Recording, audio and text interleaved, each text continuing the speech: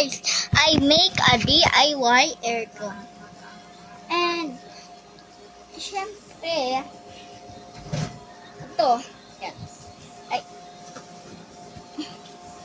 ayan. May Tupperware, mga tatlong electric fan. Pag may ganito kayo, ito.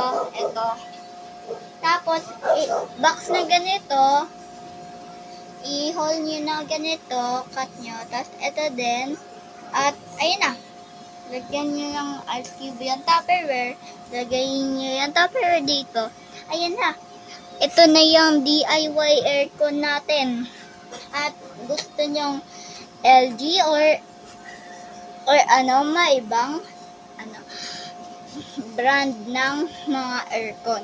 Kung gusto nyo maiba, yan. Gawin nyo yan.